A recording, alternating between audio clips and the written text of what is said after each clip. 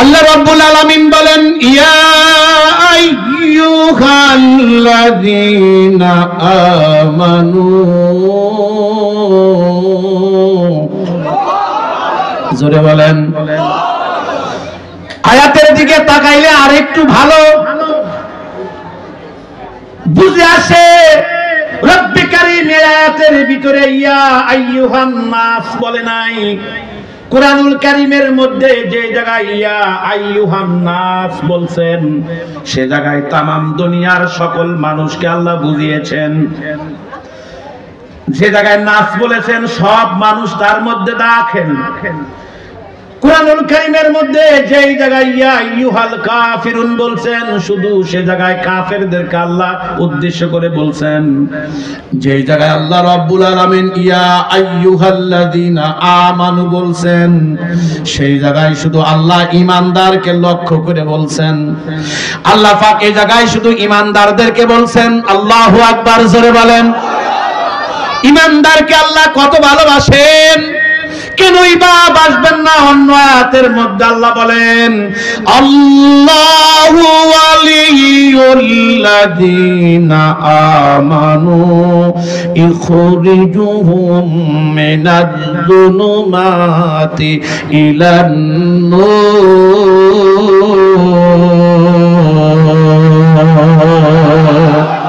আর জোরে বলেন আল্লাহু আকবার। হে ঈমানদার, তোমরা যদি ঈমানদার হও, আমি আল্লাহ তোমাদের অভিভাবক হব। আল্লাহ যদি আমাদের অভিভাবক হন, দুনিয়াতেও ভয় নাই, আমাদের কবরেও ভয় নাই, আমাদের আখিরাতেও ভয় নাই। একের পর এক আমি শুনাইতেছি। ঈমানদার কাহাকে বলে? ঈমানদারের সংক্ষিপ্ত ব্যাখ্যা হলো সাহাবায়ে কেরামের যেমন ঈমান ছিল, আল্লাহ ওই পরিমাণ ঈমান আমাদেরকে আনতে বলছেন। রব্বে কারীম বলেন আমিনু কামা আমানান নাস। তোমরা ঈমান আনো সাহাবায়ে কেরামের যেরকম ঈমান ছিল। সুবহানাল্লাহ বলেন।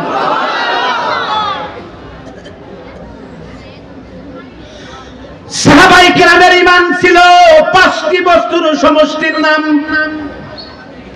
এক নাম্বার হলো আকীদা, দুই নাম্বার হলো ইবাদত, তিন নাম্বার হলো মুআমালাত, চার নাম্বার মুআশারাত, পাঁচ নাম্বার হলো আখলাক।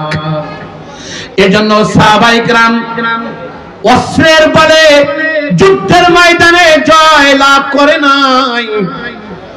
মুসলমান সাহাবায়ে কেরাম সংখ্যায় কম ছিল, যা ছিল সব আল্লাহর সাথে সুসম্পর্ক ছিল। কথা বলে না কেন?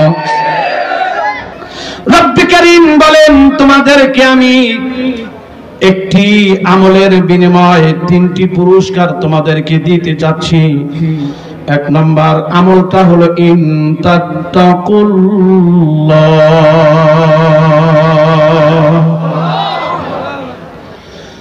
তোমরা সকল গুনাহকে বর্জন করো।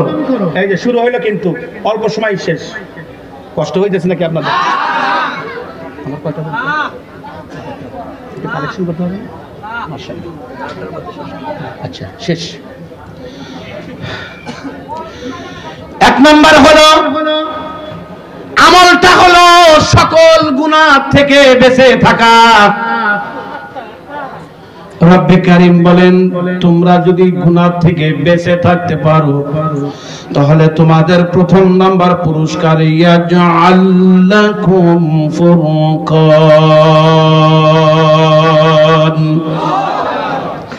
আমি আল্লাহ তোমাদের সত্য মিথ্যা বোঝার তৌফিক দেব, ভালো মন্দ বোঝার তৌফিক দেব।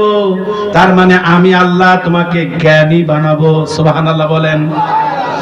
দুই নাম্বার হলো ওয়ায়ুকাফির আনকুম সাইয়্যাতিকুম, আমি আল্লাহ তোমাদের যত পাপ আছে, অন্যায় অবিচার অত্যাচার করার কারণে যত পাপ আছে, আমি আল্লাহ সকল পাপকে ক্ষমা করে দেব। 3 নাম্বার ওয়ায়াগফির লাকুম, আমি আল্লাহ তোমাদেরকে maaf করে দিব। তবে শোনো, ওয়াল্লাহু যুল ফাদলিল আযীম। একটা কথা বলে বিদায় নিয়ে যাই, সুন্দর একটা ঘটনা শোনাই আপনাদেরকে বাদান। আপনারা জানেন বাংলাদেশে যতগুলি জেলা আছে তার মধ্যে একটা জেলা হলো নেত্রকোনা। শোনেন নাই? এই নেত্রকোনা জেলার 1000 বছরের ইতিহাস। বাংলাদেশে যতগুলি পীর মাশায়েখ আউলিয়া ইকরাম দিন প্রচারের জন্য আসছিলেন তার মধ্যে একজন হলো শাহ সুলতান কমরউদ্দিন রহমাতুল্লাহি আলাইহি।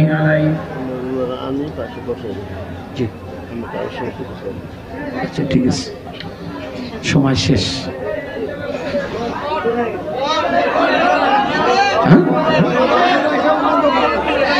বাজান আপনারা জানেন না গ্রামের নামটা মদন নাম কেন রাখা হলো? ইতিহাস পড়ে দেখলাম এইখানে হিন্দু অধ্যুষিত এলাকা, শাসিত এলাকা যে শাসন করতেন হিন্দু রাজা, ওনার নাম ছিল মদন।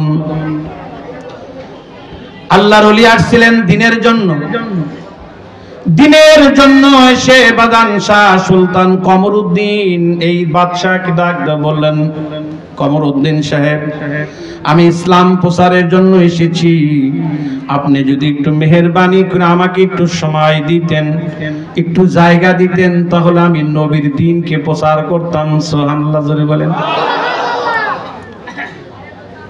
বাদশা বলেন, এটা কোনোদিনও সম্ভব নয়, আমি আপনাকে একটা জায়নামাজ পড়ার মতো জায়গা আমি দেব না। উনি বললেন, দুনিয়াটা হলো পুরা কুল কায়নাতের মালিক আমার আল্লাহ, আপনি আমাকে জায়গা কেন দিতে চান না, কিসের জন্য দিতে চান না? বলে দেব না।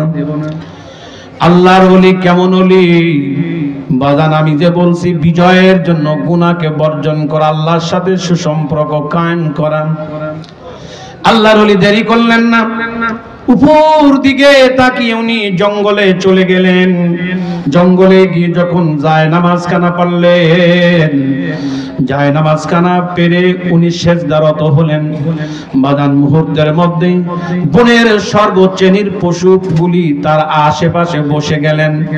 এলাকার হিন্দু সম্প্রদায়ের লোকজন এই জিনিসটি অবলোকন করলেন, দেখলেন কি আশ্চর্য কথা, আজীব ব্যাপার।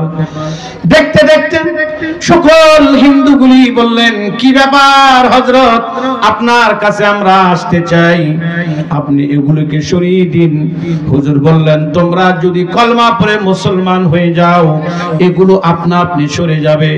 হিন্দুরা যখন কলমা পড়ে মুসলমান হতে শুরু করলেন, ভাই এই বনের পশুগুলির লেজ লড়াইয়া লড়াইয়া তাদেরকে স্বাগতম দিলেন। বাজান এরপরে কি করলেন? হুজুরের এই দৃশ্য দেখে বাদশা দেখলেন এভাবে তো পুরা দেশকে উনি দখল করবেন। উনি বললেন, হযরত আমি আপনাকে একটি জায়নামাজ পড়ার মতো জায়গা দিব, আপনি এতটুকু জায়গা নিন, তবু এরকম ভাবে মুসলিম কাউকে বানানোর চেষ্টা করবেন না। বাজান জায়নামাজটা যখন পেরিয়ে দিল, এই জায়নামাজ আপনা আপনি উঠতে লাগলো, উপরে উঠতে লাগলো। জায়নামাজ, ছোট্ট জায়নামাজ আস্তে আস্তে এত বড় হতে লাগলো। বড় হইতে হইতে হইতে হইতে দৃশ্যটা দেখে মানুষ ইসলাম ধর্মের জন্য দীক্ষিত হয়ে গেল। বাদশা দেখলো এখানে আর আমার থাকা সম্ভব নয়। তখন বলল, কমরউদ্দিন সাহেব, আপনার কাছে আমার একটাই নিবেদন, আমি জানি আমার পালা শেষ, ইসলামের বাতি এসে গেছে, এই জায়গায় থাকা আমার সম্ভব নয়, তবে আপনার কাছে আমার একটা দাবি, যেহেতু আমি চলে যাব, কমপক্ষে আমার একটা নাম রেখে যান, জানেন এই নামটা বলবাদ থাকে, আমি একজন বাদশা ছিলাম মদন, এই জন্য গ্রামের নামটা হলো মদন। ইতিহাস পরে আমি যা বুঝতে পারলাম, এ কথা দ্বারা আমি বুঝাইতে চাই, ও বাজান, আল্লাহর সাথে সুসম্পর্ক কায়েম করো, আল্লাহর সাথে ধ্যান খেলা খেয়াল কায়েম করো। আল্লাহর কসম করে বলি, আল্লাহর সাথে যাদের সম্পর্ক আছে তারা দুনিয়ায়ও বাদশাহ, তারা কবরেও বাদশাহ। দ্বিতীয় নাম্বার কথা হলো, প্রতি প্রায় ঘন ঘন আপনাদের এলাকায় আসি, একটা কারণ মাদ্রাসা। বাজান, এই মাদ্রাসার জন্য আপনাদের কাছে আমার আশা। আপনারা জানেন আমাদের মাদ্রাসার হুজুরেরা বেতন কিন্তু সরকারি স্কেলে কোনো বেতন নাই। আমি যত মাদ্রাসা ঘুরেছি এমন মাদ্রাসাও পেয়েছি মাদ্রাসার প্রিন্সিপালের 5,000 টাকা বেতন, তাও 3 মাস বাকি। আমার মনে আছে রে, নাটোর একটা মাহফিলে গিয়া, মাহফিল যখন শেষ করলাম, যখন আমি বের হয়ে যাচ্ছি, মাদ্রাসার যিনি মুহতামিম ছিলেন, 2টা চোখ অন্ধ, চোখে দেখে না, আমাকে মোটা অঙ্কের একটা হাদিয়া দিলেন। আমি হাদিয়াটা নিয়ে ওনাকে জিজ্ঞাসা করলাম, ভাই আপনার হাদিয়া কত মান্থলি? উনি মুস্কি হেসে দিয়ে বললেন, হুজুর এই কথা জিজ্ঞাসা করেন কেন, আমার বেতন অনলি মাত্র 5,000 টাকা বেতন।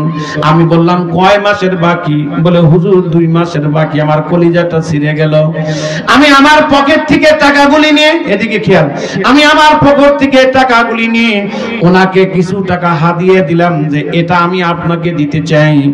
বাজান, ওই আল্লাহর ওলি ডাক দেখো, হুজুর আমি এটা নেব না, যদি আমাকে দিতে হয় একটা জিনিস আপনার কাছ থেকে আমি চেয়ে নিব, আপনি আমাকে দিবেন নি বলেন। আমি বললাম কি চান, আমি কি দেব আপনাকে? উনি বলতেছেন একটা জিনিস আমাকে দিবেন, সেটা হলো দোয়া। আল্লাহ আমাকে অন্ধ বানাইছে, আমার কোনো দুঃখ নাই, আমার মার চেহারাটা দেখতে যেতে চাই, মা কেমন দেখা যায় আমি কইতে পারি না, আমার বেটা বিটি কেমন দেখা যায় আমি কইতে পারি না, আল্লাহর কুল কায়নাত কেমন দেখা যায় আমি কইতে পারি না। হযরত একটা জিনিস দোয়া চাই, দুনিয়াতে আল্লাহ অন্ধ বানাইছে, আল্লাহ যেন আমাকে কবরে অন্ধ না বানায়।